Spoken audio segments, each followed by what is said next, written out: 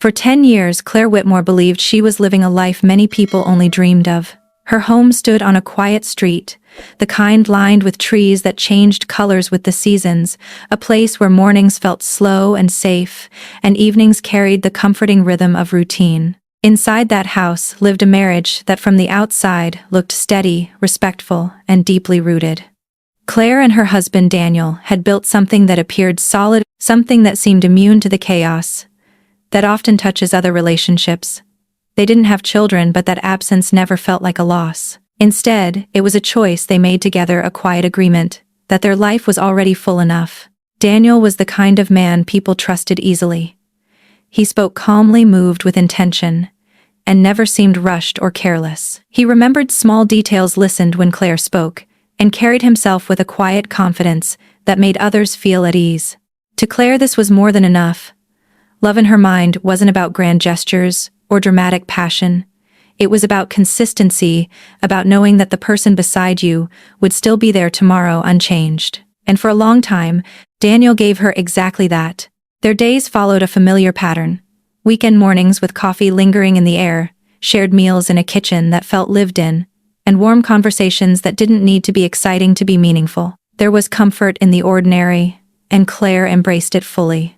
She never questioned whether something was missing, because nothing seemed broken. If anything, their life felt balanced in a way that many relationships never achieve. Looking back, Claire would later realize that the signs were always there, but they were subtle, almost invisible beneath the surface of normalcy. A phone call taken in another room.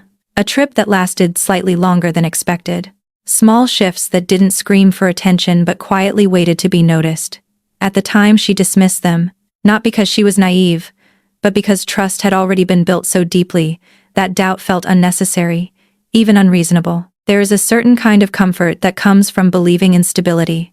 It allows you to rest, to stop questioning, to stop searching for cracks in the foundation.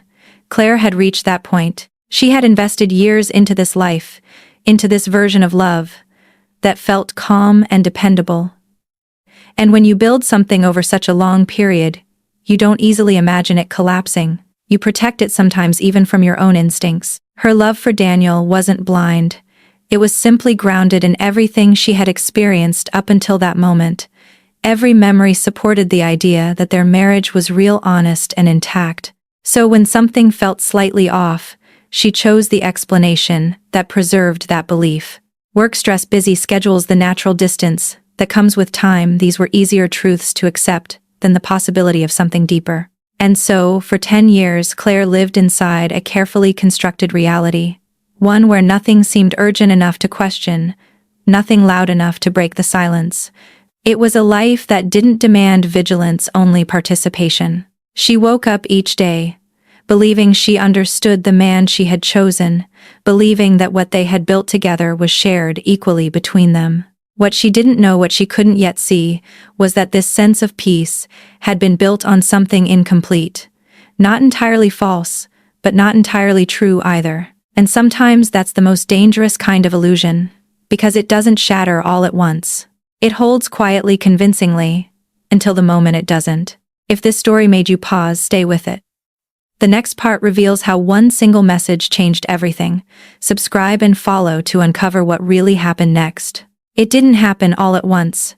There was no dramatic moment, no obvious sign that something was breaking. Instead, it began in the smallest ways, the kind that are easy to explain, easy to ignore, and almost impossible to confront. Claire would later realize that the truth had been slowly introducing itself piece by piece, waiting for her to notice. But at the time, everything still felt normal enough to believe in. Daniel had always been a private person, and that was something Claire respected. It was part of what made him feel grounded, self-contained, someone who didn't need constant validation or attention. So when he started stepping out of the room to take calls, it didn't immediately raise alarms. Work was demanding, his projects complex, and clients often unpredictable. That was the story, and it made sense. The human mind prefers explanations that preserve stability, and Claire was no different. Then came the travel. At first it was occasional, something that fit naturally into his profession. But gradually the frequency increased. Once a month became twice, then every other week, and eventually it felt like he was always preparing to leave, or just returning. Each trip came with a reason: important meetings, urgent deadlines, opportunities that required his presence. None of it sounded impossible. In fact, it all sounded logical enough to avoid suspicion. That was what made it so effective. Daniel was never careless. Every explanation he gave was carefully constructed, detailed, just enough to feel real, but never excessive. Claire listened, nodded, and accepted. Not because she didn't think, but because questioning would have required her to consider a possibility she wasn't ready to face. The phone became another quiet shift. One day, without announcement, the passcode changed. It wasn't a dramatic discovery, just a subtle moment, her hand reaching for something familiar and finding it different. When she asked, he answered calmly. A company-wide security update. He even showed her an email to support it. It was reasonable. It was believable. And so once again she let it go. But something deeper had already begun to move. Not a clear thought, not a defined suspicion, just a feeling. A quiet discomfort that didn't have a name yet. Claire started waking up in the middle of the night. Her mind unsettled for reasons she couldn't fully explain. She would lie there in the dark, listening to the steady rhythm of Daniel's breathing beside her, and feel a strange distance growing between them. Not physical, but something less visible and more unsettling. She tried to talk to him, not accusingly but carefully. She spoke about feeling disconnected, about the sense that something between them had shifted. Daniel responded the way he always did, with calmness, with understanding.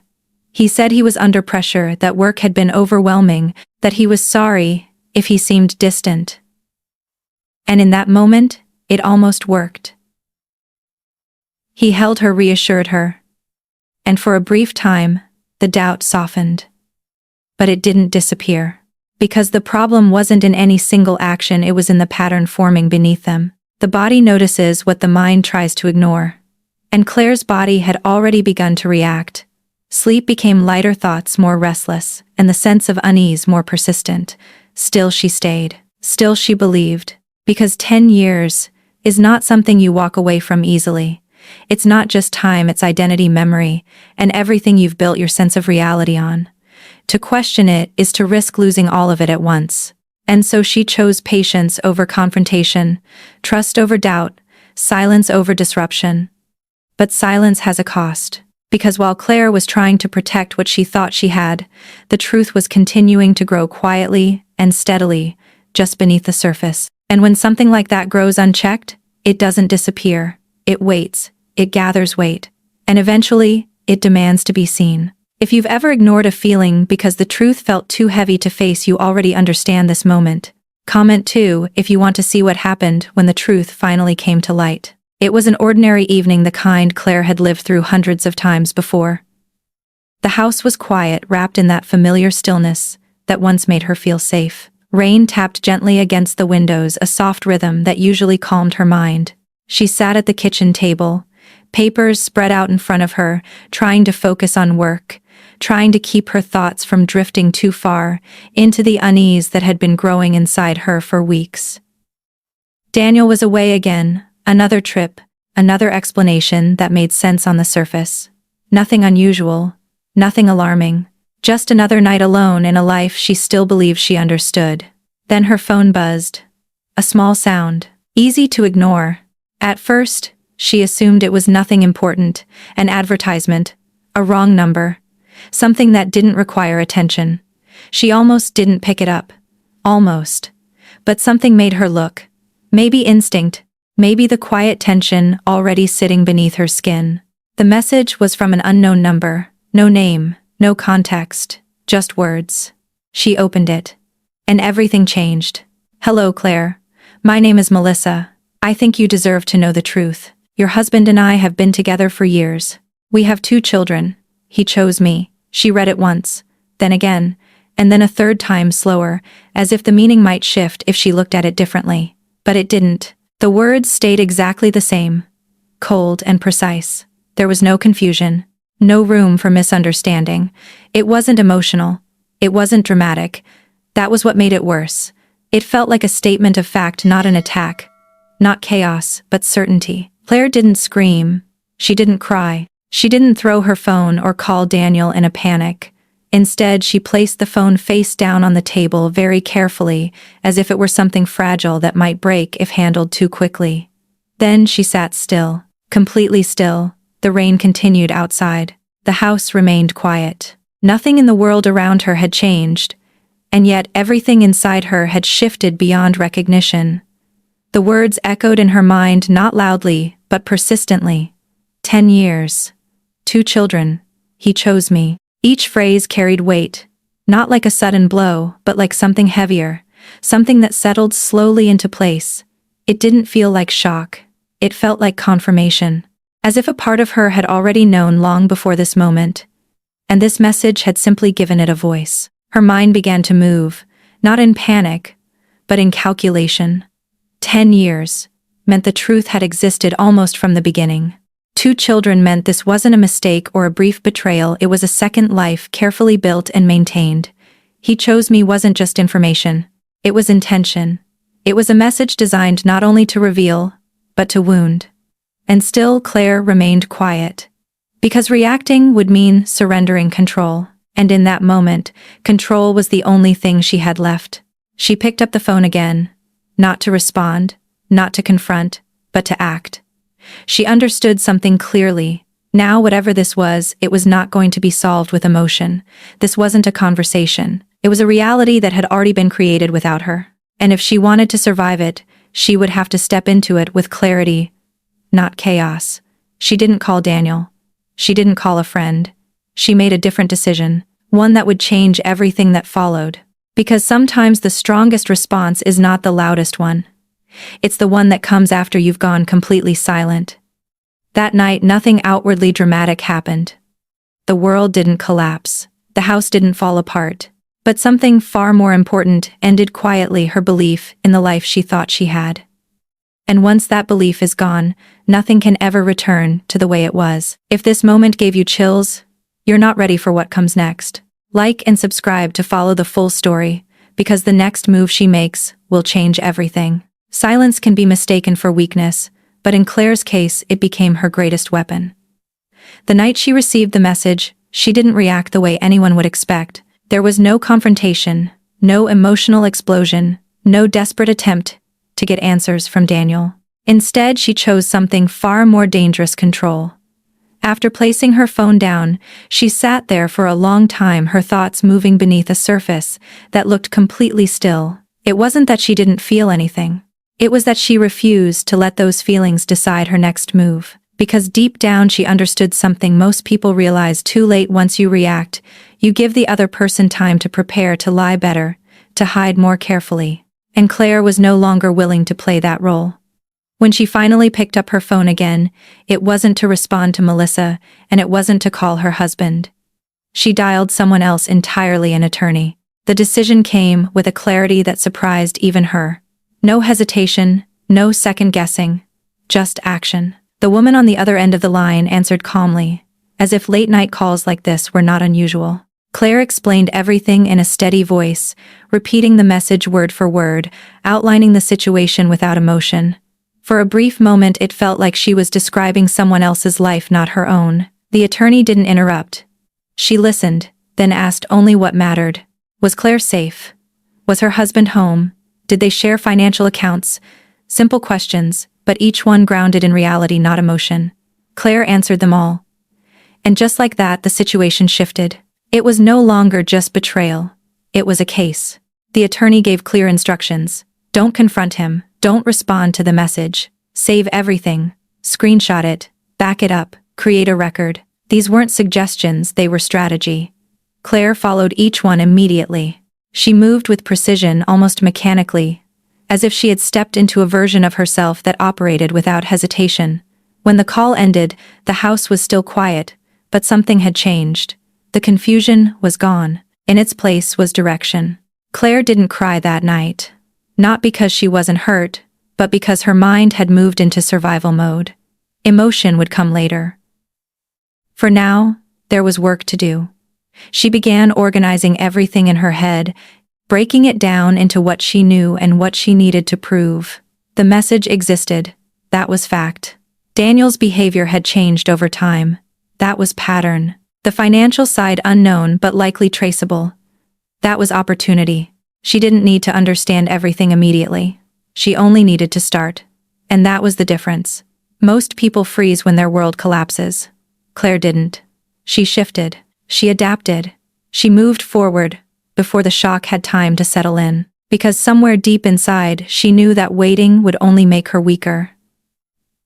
By morning, she had already taken the first steps toward reclaiming control of her life. The betrayal was still there, unchanged.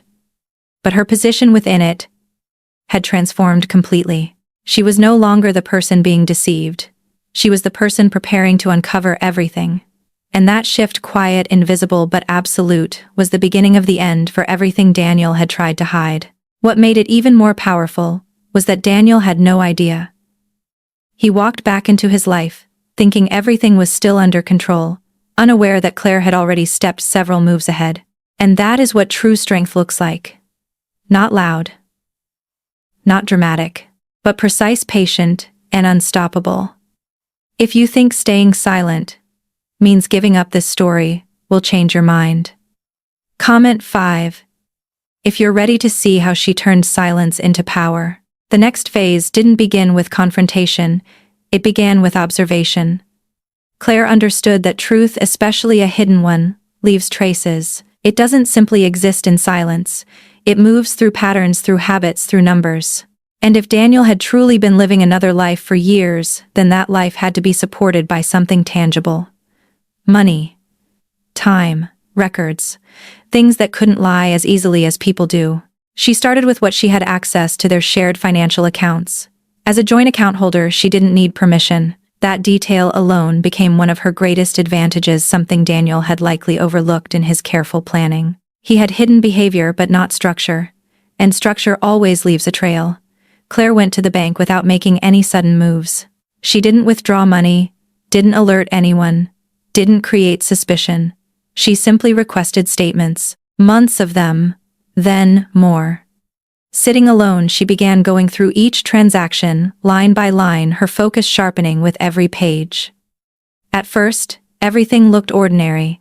Bills, groceries, routine, expenses, the normal rhythm of a shared life. But then she saw it. Small withdrawals. Not large enough to raise immediate concern, not dramatic enough to stand out, but consistent.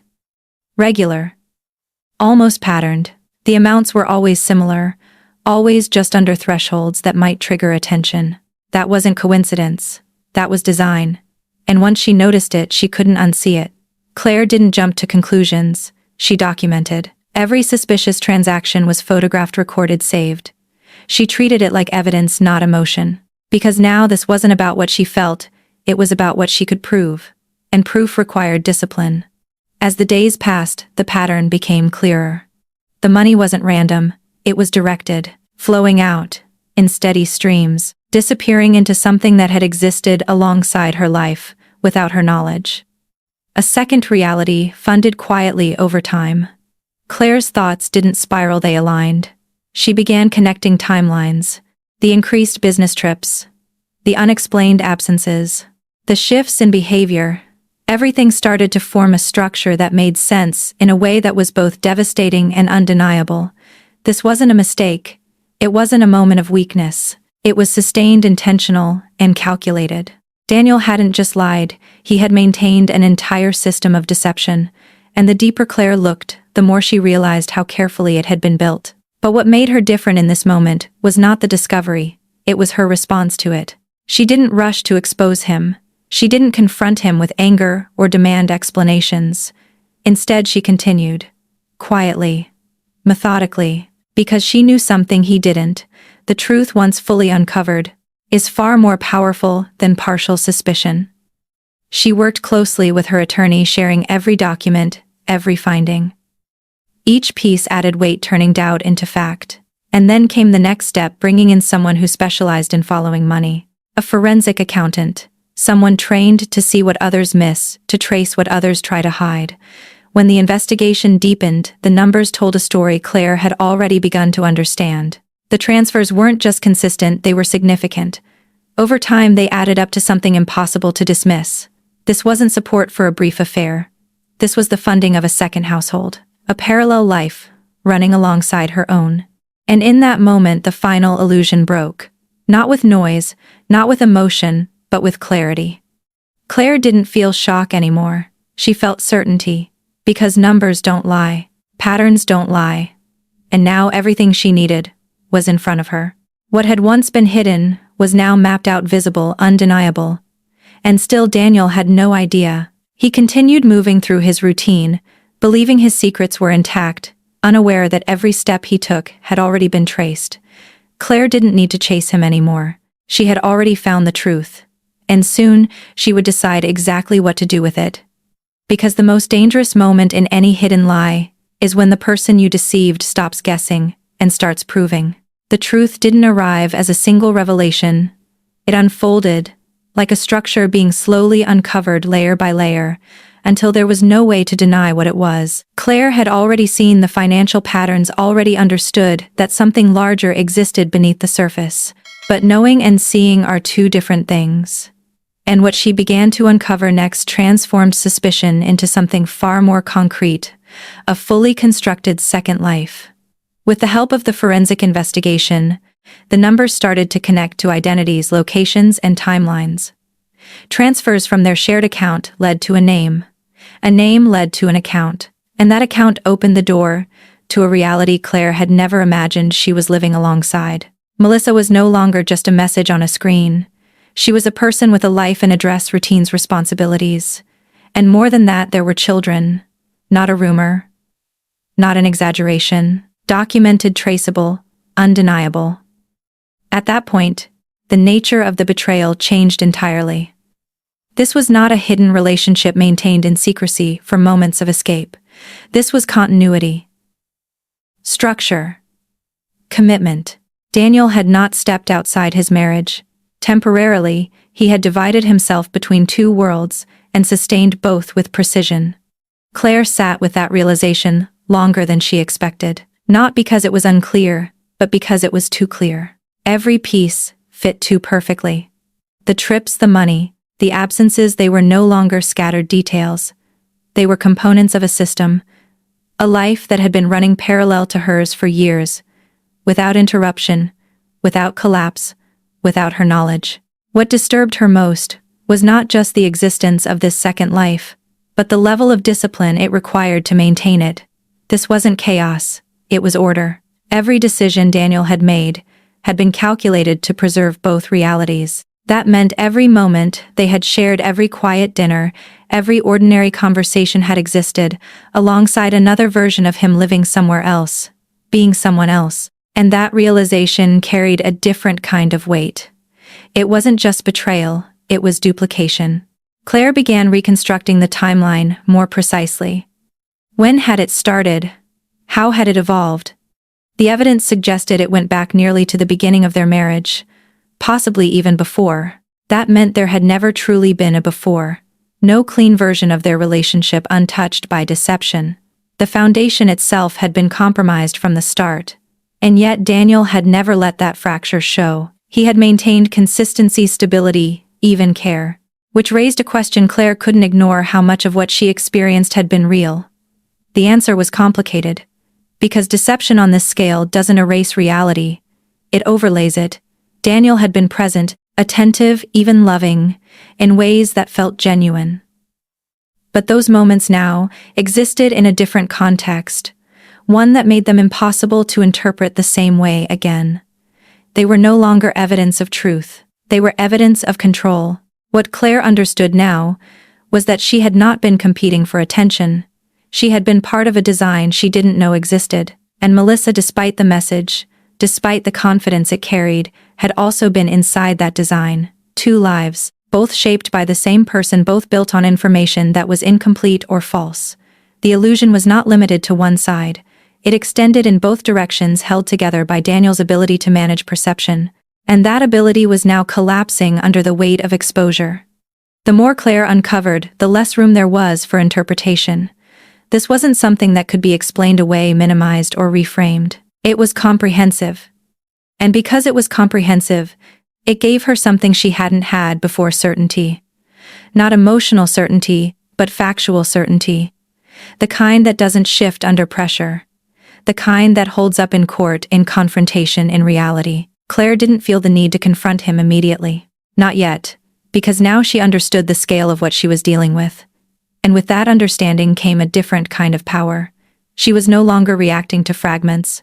She was seeing the whole structure. And once you see something completely, you can no longer be manipulated by pieces of it. Daniel still moved through his routine, unaware that the life he had so carefully divided was now being reassembled into one complete picture. A picture Claire could finally see clearly. And once something is seen that clearly it cannot be unseen, the truth had fully surfaced, and now it was only a matter of what she would choose to do with it. The moment Claire decided to move forward legally, everything shifted from discovery to action. Up until then, she had been gathering pieces, observing, documenting, understanding, but filing for divorce transformed those pieces into a case, one that would no longer exist in silence but in a system designed to expose facts. This wasn't just about ending a marriage anymore. It was about defining what had been done, proving it, and making it impossible to deny. Claire worked closely with her attorney to prepare every detail.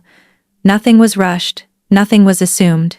Every document was reviewed, every transaction traced, every statement supported by evidence. The financial records became the backbone of the case, not because they were dramatic, but because they were precise. Numbers don't rely on memory. They don't change under pressure. They exist exactly as they are. And in this case, they told a story that no explanation could erase. The claim at the center of everything was clear: marital assets had been used to support another household without her knowledge. This wasn't a moral argument, it was a legal one. And that distinction gave Claire strength. She wasn't asking for sympathy. She was presenting proof. When the petition was finally filed, it marked a point of no return. Daniel was served at his workplace in the middle of his routine, where everything had once felt controlled. That moment, unexpected, unavoidable, was the first time his carefully managed world began to crack. He called Claire almost immediately, again and again, but she didn't answer. Not out of anger, but out of discipline. She understood now that communication without structure would only create confusion. Everything would go through attorneys. Everything would be recorded. When they finally stood in the same space again, it wasn't as husband and wife, it was as two opposing sides of a case. Daniel tried to speak, tried to explain, tried to regain some form of control over the situation. But Claire no longer responded to words. Words had been the tool that allowed everything to happen in the first place. Now only evidence mattered. And evidence was not on his side. The legal process moved forward steadily, each step building on the last. Depositions were scheduled. Financial experts brought in. Reports prepared. What had once been hidden began to take shape in official documents, in structured arguments, in recorded testimony. This was no longer a private situation. It was a documented reality. One of the most critical moments came during questioning. Under pressure, inconsistencies began to appear. Explanations shifted. Details no longer aligned the way they once had. And slowly the narrative Daniel had maintained for years started to unravel. Not because Claire attacked it, but because the truth, when placed under scrutiny, does not need force, it reveals itself. Melissa's involvement added another layer. What had once been a united front began to fracture. Different statements. Conflicting claims, each trying to protect their own position, but in doing so exposing the gaps between their stories. The system Claire had entered was not emotional, it was analytical. It didn't respond to feelings, it responded to evidence. And Claire had built hers carefully. Over time, the balance shifted completely. What had started as a hidden arrangement became a clear case of financial misconduct. The weight of documentation made it impossible to ignore. Settlement discussions began, but this time they looked very different from before. There was no longer an attempt to minimize or dismiss. There was acknowledgement, quiet, reluctant, but undeniable. Claire didn't rush the outcome. She didn't settle for less, just to end the process. Because she understood something important: closure without truth is not closure at all. She stayed steady, focused, and patient, allowing the process to reach its natural conclusion. And when it did, the result wasn't just an ending, it was a correction. What had been taken was recognized. What had been hidden was revealed. And what had been denied was finally placed on record. Claire didn't win because she fought harder. She won because she prepared better, because she chose clarity over chaos, structure over reaction. And in a situation built on deception, that was the only strategy that could truly succeed. If this part made you realize how powerful truth can be when backed by action, and share this story, because what comes next will show the real consequences of everything that was exposed. For years, Daniel's double life had survived on one critical illusion that both worlds could exist without ever colliding. He had managed information, carefully controlling what each person knew, shaping two separate realities that never fully overlapped. As long as those realities remained isolated, the structure held. But once the truth entered the legal process, separation was no longer possible. Everything was being brought into the same space: documents, statements, timelines, and the illusion that had protected him for so long began to break down. At first it was subtle. Small inconsistencies in explanations, slight differences in how events were described. Nothing dramatic, but enough to create tension. Because when two people are connected by a shared secret, that connection depends on a single version of the truth. And once that version is questioned, the connection weakens. Claire watched this shift happen not through emotion but through evidence. During depositions, both Daniel and Melissa were required to answer questions under conditions where every word mattered. There was no room for improvisation, no space for carefully crafted half-truths that could shift depending on the situation. Everything had to align. And it didn't. Daniel's account of the financial transfers attempted to frame them as professional arrangements, payments for services, transactions that could be explained within the boundaries of business. It was a controlled narrative, one designed to reduce personal accountability and maintain distance from the reality Claire had uncovered. But that narrative required consistency, not just from him, but from Melissa as well. And that was where it began to fail. Melissa's position was different. While Daniel needed to protect himself legally, she needed to protect her own understanding of the situation. The life she had built was based on what she believed to be true, and when that belief was challenged, her responses began to shift. Under questioning, the alignment between them started to fracture. Statements that should have matched no longer did. Details that should have supported each other instead created gaps. And those gaps became impossible to ignore. One moment in particular changed everything. When asked directly about her awareness of Claire, Melissa hesitated. That hesitation alone carried weight. Then under pressure, she revealed something that neither side had intended to expose so clearly. Daniel had told her that Claire knew. That Claire had agreed. That the arrangement as it existed was not hidden, but accepted. The room shifted in that moment. Because that statement did more than contradict Daniel, it redefined the entire structure of deception. It showed that the truth had not been divided cleanly between two people. It had been altered for both. Daniel hadn't just lied to Claire. He had lied to Melissa as well, creating two separate narratives each, designed to maintain control over a different reality. And now those narratives were colliding. The reaction was immediate, even if not outwardly explosive. Daniel's composure changed. Melissa's tone shifted.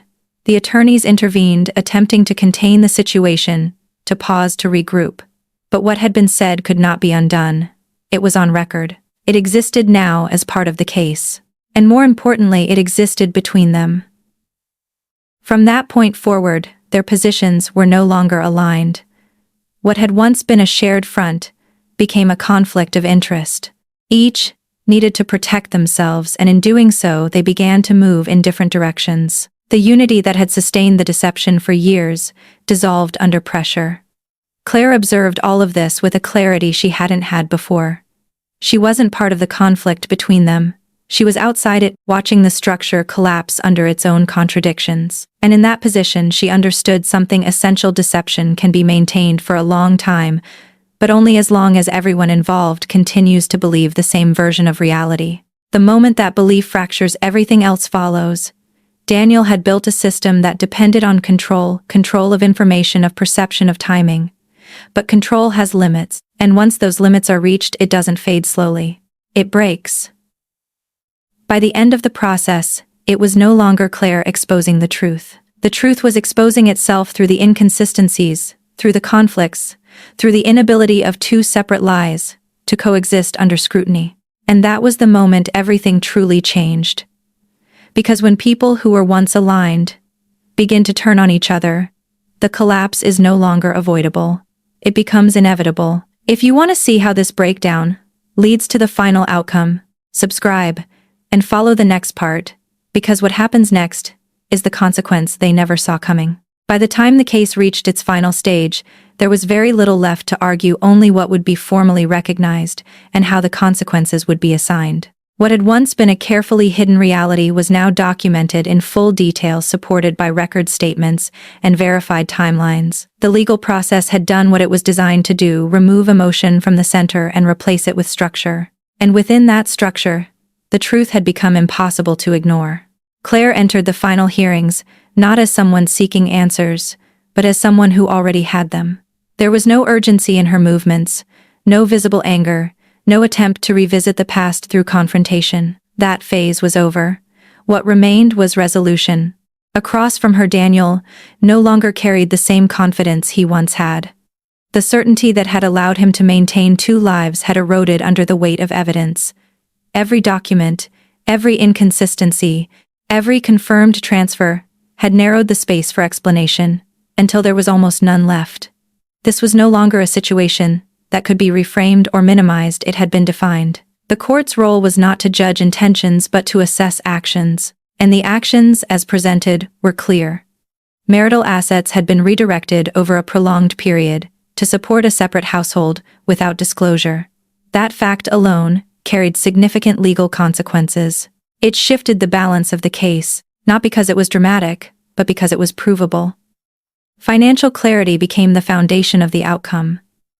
The division of assets reflected not only ownership, but misuse. Claire was awarded a larger share, not as compensation for emotional harm, but as correction for documented financial diversion. The numbers told a precise story, and the judgment followed that precision. In addition to the asset distribution, there were further rulings tied to the documented transfers, reimbursements, adjustments, structured obligations designed to restore what had been taken without consent. Each decision was grounded in evidence, not narrative, and because of that, it carried weight that could not easily be challenged. Daniel's response was contained, but the impact was evident. The consequences extended beyond the courtroom. Professional reputation, once stable, began to shift under scrutiny. Legal outcomes have a way of moving into other areas of life, especially when they are supported by clear findings. The separation between personal actions and public consequences is often thinner than expected. Melissa's situation followed a different path. While she was not the primary subject of the legal ruling, the outcome affected her reality just as directly. The financial structure that had supported her life changed abruptly. Stability once assumed had to be redefined, and with the truth fully exposed, the foundation of that life no longer held in the same way. Claire observed these outcomes without satisfaction or revenge. What she felt was something quieter: closure built on clarity. The process had not erased what happened, but it had defined it. It had taken something hidden and placed it into a framework where it could no longer shift or be denied, and that, more than anything, allowed her to move forward. The final documents were signed. The case was closed. But what ended that day was not just a legal process. It was a version of reality that had existed for years without being questioned. Claire walked away, not with everything restored, but with everything acknowledged. And sometimes, acknowledgement is the most powerful form of justice. She didn't look back, not because it didn't matter, but because it no longer controlled her direction. The truth had done its work. The system had delivered its outcome. And what remained was a path forward that was entirely her own. If this ending made you realize how every action eventually carries a consequence, comment 6 and stay with the story, because the final chapter isn't about what was lost, but about what comes next. The end of the case did not feel like an ending. It felt like silence after a long period of noise. For the first time in years, Claire's life was no longer shaped by something hidden. There were no unanswered questions lingering in the background, no patterns left to decode, no second reality existing just out of reach. Everything had been brought into the open, examined and resolved. And in that clarity, something unfamiliar began to take form. Not relief, not happiness, but space. Space to think without interruption. Space to exist without doubt. Space to rebuild. At first the quiet felt almost unnatural. For so long her mind had been occupied with observation, strategy, preparation. Every moment had a purpose, every action part of a larger process. Now that process was over. There were no more documents to review, no more calls to make, no more steps to anticipate. Just stillness. And in that stillness, she began to notice things she had not seen before. The way the light moved through her home in the morning, the absence of tension in ordinary moments. The simplicity of decisions that no longer required calculation. These were small things, but they carried weight, because they were hers. Completely hers. Claire didn't rush to redefine her life. She didn't feel the need to immediately fill the space with new plans or distractions. Instead, she allowed it to exist. She allowed herself to sit with the reality of what had happened, not to relive it, but to understand its place in her life. It was part of her story, but it was no longer controlling it. And that distinction mattered. Over time, her focus shifted naturally from what had been lost to what remained. Her independence was no longer theoretical, it was lived. Every decision she made, no matter how small, reinforced that. She chose how to spend her time, how to structure her days, how to move forward, without needing to consider a hidden variable. There was a quiet strength in that kind of control, one that didn't need to be proven or displayed. It simply existed. Professionally, she began to re-engage with a level of clarity she hadn't realized she had been missing. Without distraction, without underlying doubt, her attention sharpened. Opportunities that once felt distant became accessible. Not because her circumstances had suddenly improved, but because her focus had. And focus, when uninterrupted, creates momentum. Socially, her world adjusted in a more gradual way. Some connections faded, others strengthened. People who had been part of her previous life didn't always fit into the new one, and she didn't force that continuity. Instead, she allowed relationships to realign naturally, based on who she was now, not who she had been. There was no urgency to prove anything, no need to explain, beyond what was necessary. Her life no longer required validation from others, it required alignment with herself. What Claire gained was not something visible. It wasn't a dramatic transformation or a sudden reinvention. It was something more stable, more lasting: self-trust. The ability to rely on her own perception, her own judgment, her own decisions. That trust had been tested, challenged, and ultimately strengthened through everything she had experienced.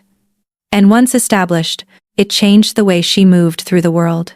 She no longer ignored subtle signs. She no longer dismissed intuition in favor of convenience. She paid attention not with suspicion but with awareness. Because awareness is not fear, it is clarity. And clarity allows for choices that are grounded, not reactive. The past didn't disappear. It remained, as all experiences do. But it no longer held power over her direction. It became reference, not restriction. Something she could look back on, without being pulled back into. And that shift, quiet, internal but complete, marked the true conclusion of her journey. Claire didn't just move on. She moved forward with intention, with understanding, and with a sense of ownership over her life that could not be taken from her again. What she lost was real, but what she gained was permanent, and that made all the difference.